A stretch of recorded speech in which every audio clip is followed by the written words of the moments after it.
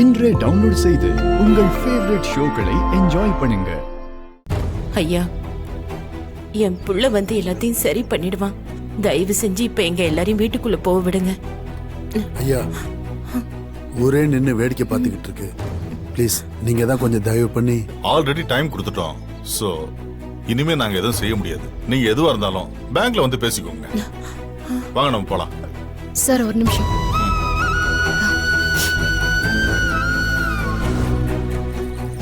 Meenakshi, Meenakshi. Sir, இது 1.5 பவுன் chain. உங்களுக்கு தர வேண்டியதை விட அதிகமாவே இருக்கும். இதை வச்சுக்கோங்க சார். இப்ப கதவை திறந்து விடுங்க. ஏய், என்ன பிச்சை போடுறியா?